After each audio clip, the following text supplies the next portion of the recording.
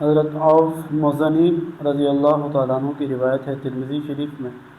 وہ فرماتے ہیں کہ نبی اکرم صلی اللہ علیہ وسلم نے حضرت بلال بن حارث رضی اللہ تعالیٰ عنہ کو مخاطب کر کے فرمایا کہ معلوم ہے؟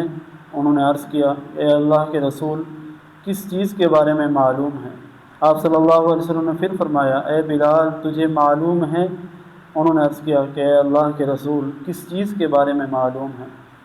آپ صلی اللہ علیہ وسلم نے فرمایا کہ جس شخص نے میری ایک سنت کو زندہ کیا، ایسی سنت جو میرے بعد متروک ہو گئی تھی، ایسی سنت کو اس نے زندہ کیا تو اس کے لیے اتنا ہی اجر لکھا جائے گا جتنا اس پر عمل کرنے والے تمام لوگوں کو ہوگا،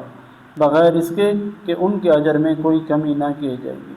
یعنی عمل کرنے والے ہر شخص کو پورا اجر ملے گا، اور ہر ایک کے عمل کے برابر اجر اس چیز کی رہنمائی کرنے والے کو، اس سنت کے زندہ کرنے والے کو بھی اجر ملے گا۔ اور جس شخص نے دین میں کوئی بدعت یا گمراہی ایسی ایجاد کی جس سے اللہ اور اس کے رسول راضی نہیں،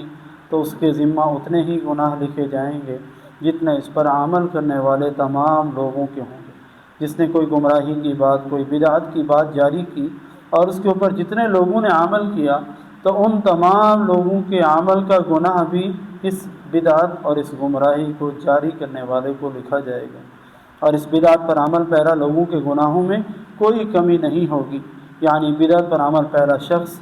جس کو گناہ ملے گا تمام عمل کرنے والوں کے گناہوں کے برابر، اس ایک اکیلے شخص کے نامہ اعمال میں گناہ لکھے جائیں گے جس نے وہ بدعت ایجاد کی ہوگی۔ اللہ رب العزت ہم سب کو نیک اعمال کے راستوں کو ہموار کرنے، نیک سنتوں کو جاری کرنے کی توفیق عطا فرمائے، اور آپ صلی اللہ علیہ وسلم کی وہ سنتیں جو متروک ہو چکی ہیں، جن پر عمل چھوٹ چکا ہے، ان سنتوں کو زندہ کرنا اور ان کی آگے تعلیم جاری کرنا، یہ ایسا عمل ہے کہ بعد میں آنے والے جتنے بھی اس پر عمل کرتے رہیں گے، سب کے عمل کے اجر کا ثواب اس سنت کو زندہ کرنے والے، اس کو جاری کرنے والے کو ملے گا۔ اور ہر وہ آدمی جو برائی کے راستے کو شروع کرے گا یا برائی کے راستے کو ہموار کرے گا، آگے آنے والے تمام لوگ جو اس برائی کے راستے پر چلیں گے، ان کا گناہوں کے برابر اس کو بھی گناہ ملے گا۔ اللہ رب العزت ہم سب کی اس سے حفاظت فرمائے۔ وآخر دعوانا الحمد للہ رب العالمین۔